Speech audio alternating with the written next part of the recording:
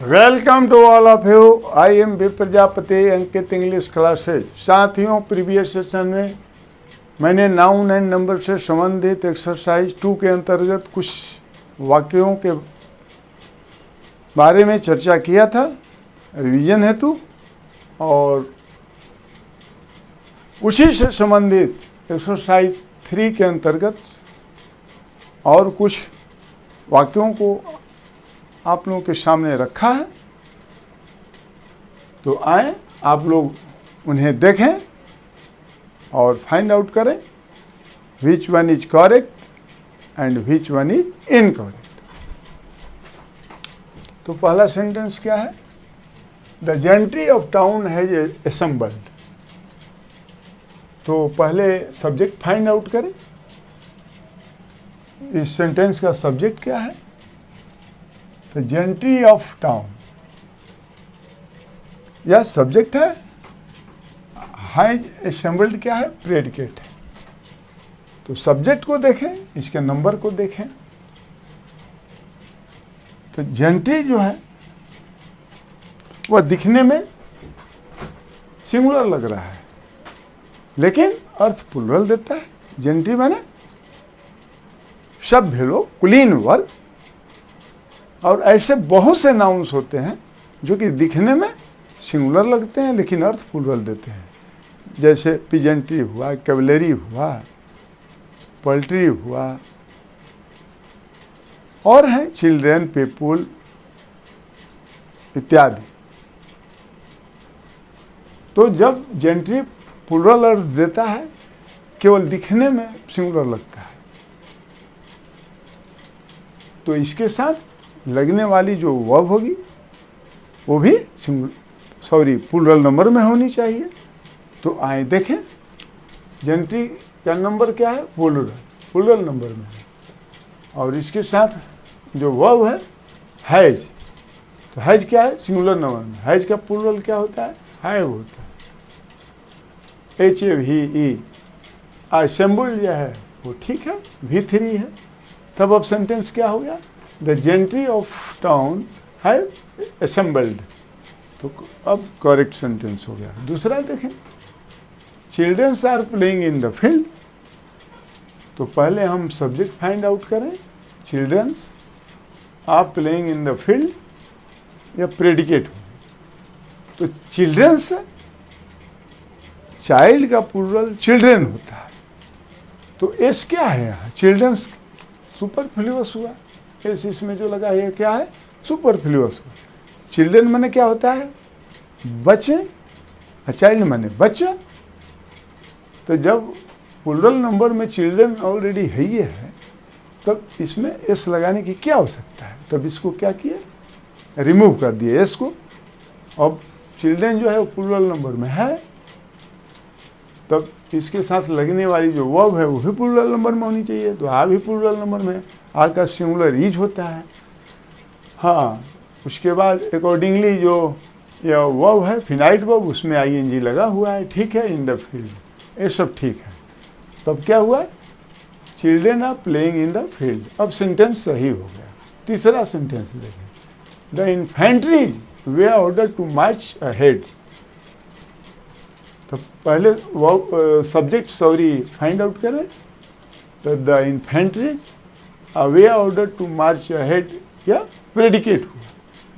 तो इन्फेंट्रीज जो लिखा हुआ है, जबकि इन्फेंट्री जो है वो दिखने में केवल सिंगुलर होता है और अर्थ प्लूरल देता है। हाँ, प्लूरल अर्थ देता है, यानी प्लूरल नंबर में वो होता है, दिखने में केवल सिंगुलर जैसा लगता है। तो जब इन्फेंट्री ऑलरेडी प्लूरल नंबर में रहता ही और सेंस भी प्लूरल देता है, तो इनफैक्ट इसमें IES जोड़ने की कोई आवश्यकता नहीं है, या सुपरफ्लूअस। तो एरर मिल गया। क्या होना चाहिए? द इन्फेंट्री होना चाहिए। अब इसको हम लिख देते हैं यहीं पर, इन्फेंट्री कर देते हैं। चलिए, तो the infantry were order to march ahead. तो अब प्लूरल नंबर का देखिए वह भी है, इसका सिंगुलर वाज होता है। तो plural subject, plural verb, V3 भी है ऑर्डर, और टू मार्च इन्फिनेटिव है, तो यह भी सेंटेंस सही हो गया। तो क्या हो गया, the infantry were order to march ahead. अब फोर्थ सेंटेंस देखिए, the peasantry is still weak. तो पहले सब्जेक्ट देखें, द पीजेंट्री जो हुआ वह सब्जेक्ट है, इज स्टिल वीक क्या हुआ, प्रेडिकेट हुआ। तो यहाँ पर द पीजेंट्री जो है, पीजेंट्री, इन्फेंट्री, कैवलरी, जेंट्री, ये सब क्या होते हैं, ये दिखने में केवल सिंगुलर होते हैं, अभी हम बोले हैं ना, और अर्थ प्लूरल देते हैं, यानी प्लूरल नंबर में होते हैं। हाँ, तो ये प्लूरल नंबर में है पीजेंट्री। पीजेंट्री माने कृषक लोग। तो जब प्लूरल नंबर में सब्जेक्ट है तो प्लूरल नंबर में वर्ब भी होनी चाहिए। तो इज सिंगुलर है, इज का प्लूरल क्या होता है, आ होता है, ए आर ई। अब आगे बढ़ते हैं, स्टील वीक, ठीक हो गया। तो क्या हो गया, the peasantry are still weak, sentence सही हो। फिर सेंटेंस देखें, आई हैव 2 10 रुपीज नोट्स। तो पहले हम सब्जेक्ट देखें, आई हैव, ठीक है, उसके मुताबिक टू क्या है, डेफिनेट न्यूमरल एडजेक्टिव। आगे बढ़ते हैं, 10 भी डेफिनेट न्यूमरल एडजेक्टिव। उसके आगे बढ़ते हैं तो रुपीज नाउन, नोट्स नाउन, यानी 2 नाउन्स हैं। तो इसके बारे में हाँ पहले हम लोग चर्चा कर चुके हैं कि डेफिनेट न्यूमरल एडजेक्टिव के बाद यदि 2 नाउन्स आते हैं तो जो सटे होता है, यानी न्यूमरल एडजेक्टिव के बाद जो फर्स्ट नाउन होता है वह सिंगुलर नंबर में रहता है। ऐसे हाइफिनेटेड नाउन हमेशा सिंगुलर में होते भी, और उसके बाद में जो सेकंड नाउन है, हाँ, उसका नंबर जो है वो उस न्यूमरल एडजेक्टिव यानी 10 से पहले वाला जो न्यूमरल एडजेक्टिव होगा उसके मुताबिक रहेगा। तो ऐसा क्यों किया जाता है इसके बारे में बता रहे हैं। तो आइए देखें। तो पहले तो हाइफिनेटेड नाउन है, वो क्या होगा, सिंगुलर नंबर में हो जाएगा। तो रुपीज को रुपी कर दिए, क्यों किए कि 10 और रुपी जो हो गया यह कंपाउंड वर्ड बन गया, यानी कंपाउंड वर्ड क्या हो गया, पार्ट्स ऑफ स्पीच की दृष्टि से कंपाउंड एडजेक्टिव बन गया। और उससे थोड़ा आगे बढ़े अब नाउन की तरफ, जो सेकेंड नाउन है नोट्स की तरफ, तो ये तीनों एक यूनिट हो गए, यानी ये एक हो गए और एक होकर के एक नाउन जैसा अर्थ देने लगे। तब ये क्या बन गए, कंपाउंड नाउन बन गए। यह यूनिट क्या हो गया, कंपाउंड नाउन हो गया। यह एक नाम पड़ गया, क्या हो गया, 10 रुपये का नोट। और इसका अब नंबर हम निर्धारित करेंगे। जब ये नाउन हो गया तो नाउन के पहले जो एडजेक्टिव रहेगा, न्यूमरल एडजेक्टिव, उसी के मुताबिक ना नंबर तय किया जाता है। तो देखिए नाउन हो गया 10 रुपी नोट्स, तो इसके पहले 2 लगा हुआ है, मोर देन 1 है, तो प्लूरल नंबर में इसी के चलते ही जो है 10 रुपी नोट्स हो गया है। तो 10 रुपी नोट जो हुआ वह कंपाउंड नाउन हो गया। इसमें कोई आप लोगों को शक नहीं होना चाहिए, क्योंकि देखिए 10 रुपये का नोट है तो यह नाउन है ना। तो नाउन है तो कैसा नाउन है, कंपाउंड नाउन। क्यों कंपाउंड नाउन, क्योंकि 2 या 2 से अधिक शब्दों के मेल से कंपाउंड जो नाउन जैसा अर्थ देता है उसे हम कंपाउंड नाउन कहते हैं। तो इसमें 3 वर्ड्स हैं और नाउन का सेंस दे रहे हैं तीनों मिलकर। 10 रुपये का नोट, 10 रुपये का नोट है भी, तो अब कोई डाउट नहीं होगा। तब अब सेंटेंस क्या हो गया, आई हैव 2 10 रुपी नोट्स। अब आप लोग समझ गए होंगे कि 10 रुपी नोट्स जो है इसका नंबर उसके पहले आने वाले न्यूमरल एडजेक्टिव के प्रकाश में तय किया जाता है। तो क्यों किया जाता है कि अब तो ये नाउन हो गया 10 रुपी नोट, तो अब उसके पहले जो न्यूमरल एडजेक्टिव होगा उसी के मुताबिक नंबर इसका तय करेंगे। चलिए आगे बढ़ते हैं। छठा, हिज अर्निंग इज स्मॉल। पहले सेंटेंस का सब्जेक्ट फाइंड आउट कर लें। His earning is small predicate हुआ। अब आगे देखते हैं कि जो हिज अर्निंग है वो सही है कि नहीं नियमतः। तो साथियों, जो अर्निंग है वह अर्निंग्स होना चाहिए, क्योंकि अर्निंग्स हुआ, बिलोंगिंग्स हुआ, सराउंडिंग्स हुआ, बहुत से वर्ड्स हैं, सीजर्स हुआ, पैजामाज हुआ, ट्राउजर्स, रिमेंस, रिचेज एट्सेट्रा, ये सब क्या होते हैं, हमेशा प्लूरल नंबर में रहते हैं और प्लूरल दिखते भी हैं और प्लूरल अर्थ भी देते हैं, जिसके चलते इनके साथ आने वाली जो क्रियाएं होती हैं वो भी प्लूरल नंबर में होती हैं।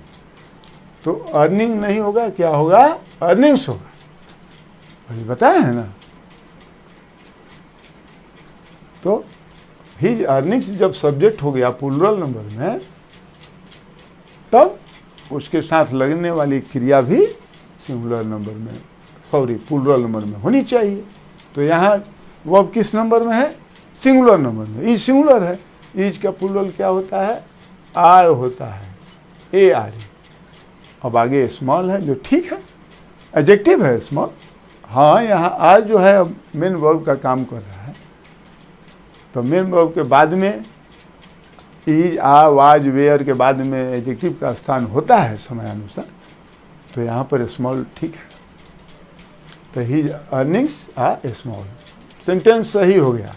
7th, all his valuables were stolen away. पहले हम सब्जेक्ट फाइंड आउट करेंगे, तो ऑल हिज वैल्यूएबल्स, यह क्या हो गया, सब्जेक्ट हो गया।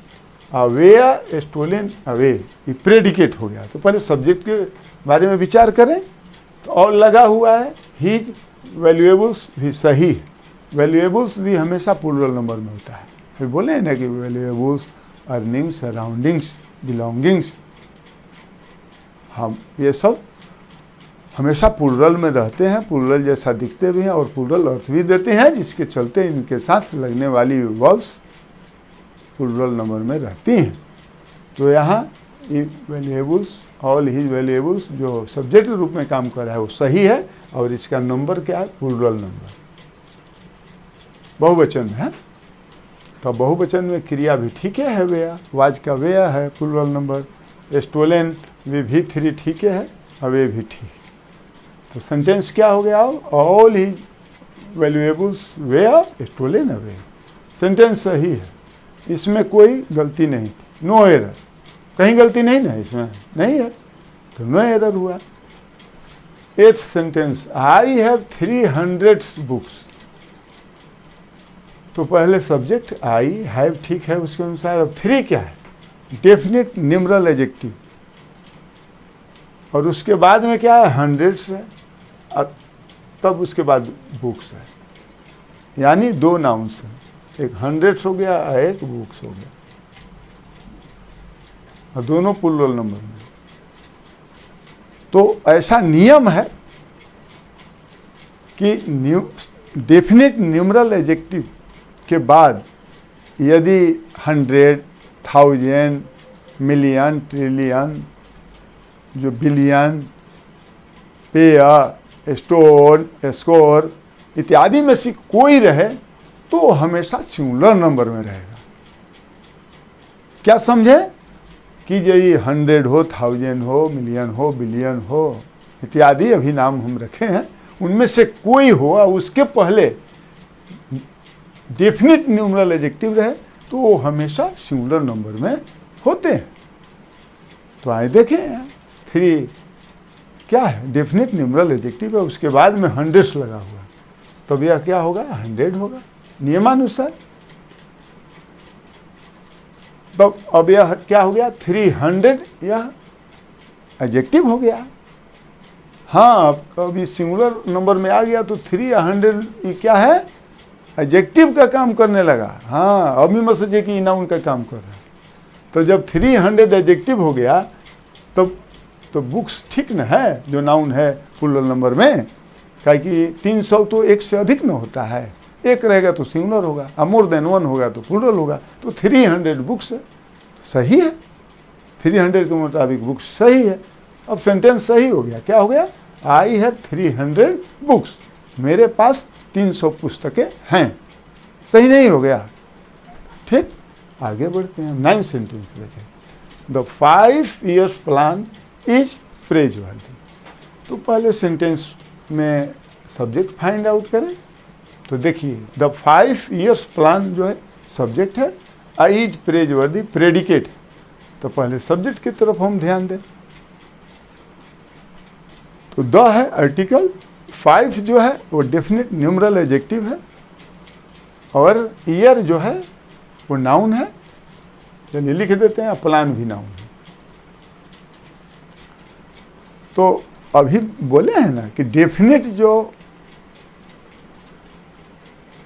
न्यूमरल एडजेक्टिव होता है उसके बाद में जब 2 नाउन्स आते हैं तो उसके बाद में सटे जो नाउन होता है, यानी फर्स्ट नाउन जो होता है वह सिंगुलर नंबर में होता है। ऐसे हाइफिनेटेड जो नाउन्स होते हैं या नाउन होता है वह क्या होता है, सिंगुलर नंबर में ऑलवेज रहता है।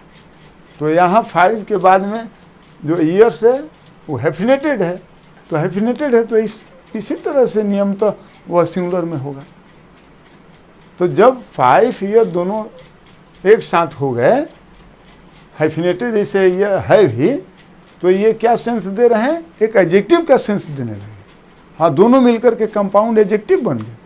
अब ईयर्स जो नाउन था अब यह नाउन नहीं रहा। ये 5 ईयर जो हैं ये दोनों मिल करके कंपाउंड एडजेक्टिव का सेंस दे रहे हैं, यानी कंपाउंड एडजेक्टिव बन गए। इसीलिए इसको रिमूव कर दिया जाता है और सिंगुलर बना दिया जाता है। हाँ, क्या है कि एडजेक्टिव कभी प्लूरल नंबर में नहीं रहता है, ये भी जानिए। एडजेक्टिव को आप प्लुरलाइज नहीं कर सकते हैं, याद रखिए। तो 5 ईयर यहाँ पर क्या है, कंपाउंड एडजेक्टिव है। हाँ, यूनिक चर्चा हो रही है, समझ लीजिए, इसको ध्यान में रखिएगा। तो 5 ईयर जो हुआ यह कंपाउंड एडजेक्टिव हुआ, और उससे थोड़ा जब आगे बढ़ते हैं इस नाउन की तरफ तब ये तीनों एक यूनिट हो जाते हैं। पहले तो 2 थे, 5 अब प्लस ईयर। अब आगे बढ़ते हैं तो प्लस प्लान जो नाउन है ये भी एक इसी यूनिट में आ जाता है।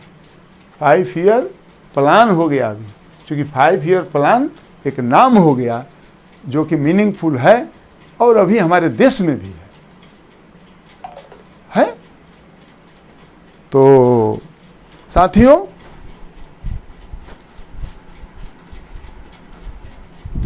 इसमें कोई शक नहीं ना है। अब तो 5 ईयर प्लान क्या हो गया, कंपाउंड नाउन हो गया, और 2 आर्टिकल है। तो कंपाउंड नाउन जो है वो 5 ईयर प्लान क्या है, सिंगुलर है, प्लान सिंगुलर है। हाँ, 5 ईयर प्लान में मेन वर्ड क्या है, प्लान है। तो प्लान जो है वो प्लाने को हम सिंगुलर या प्लूरल बनाते हैं। हाँ, इसमें यदि प्लुरलाइज करेंगे तो 5 ईयर प्लान में प्लूरल नंबर में रखेंगे तो 5 ईयर प्लान्स हो जाएगा, याद रखिएगा। तो यहाँ पर द 5 ईयर प्लान है वो सिंगुलर नंबर में है, इसलिए वह भी सिंगुलर नंबर में होनी चाहिए। तो इज भी सिंगुलर नंबर में है। अब प्रेजवर्दी एडजेक्टिव है तो उसका स्थान मेन वर्ब के बाद में इज आर वाज वेयर के बाद में रहता है समयानुसार, तो भी ठीक है, सेंटेंस सही हुआ। आगे बढ़ते हैं 10। रीचेज है विंग्स। अब देखिए, reaches, valuables, earnings, belongings, surroundings अभी बोले हैं ना, ये सब हमेशा प्लूरल नंबर में रहते हैं और प्लूरल जैसा दिखते भी हैं और प्लूरल अर्थ भी देते हैं और साथ ही प्लूरल वर्ब भी रखते हैं। तो रिचेज माने क्या हुआ, संपत्तियां होता है। रिच माने धनी, एडजेक्टिव, और रिचेज माने संपत्तियां, नाउन इन प्लूरल नंबर। तो यहाँ रिचेज जो है प्लूरल नंबर में है, इसलिए इसके साथ लगने वाली वर्ब भी प्लूरल नंबर में होनी चाहिए, जो कि सिंगुलर नंबर में है। इसका प्लूरल क्या होता है, हैव, HAV। अब सेंटेंस सही होगा, रीचेज है विंग्स। तो साथियों, ये रहे 10 सेंटेंसेज रिवीजन हेतु। तो अब आप लोगों को इससे संबंधित कोई कन्फ्यूजन नहीं रह गया होगा। तो आज अवश्य आप लोग कुछ विशेष जाने होंगे, सीखे होंगे। हाँ, तो ठीक है, इसीलिए कहते हैं कि क्रम न टूटे। और अगला सेशन इसी से संबंधित एक्सरसाइज 4 होगा, उसमें भी कुछ सेंटेंसेज आप लोगों को रिवीजन हेतु दिए जाएंगे। तो आज बस इतना ही। यदि चर्चा अच्छी लगी हो तो आप लोग लाइक और सब्सक्राइब करना न भूलें। तो आज बस इतना ही। Once again welcome to all of you. Good night.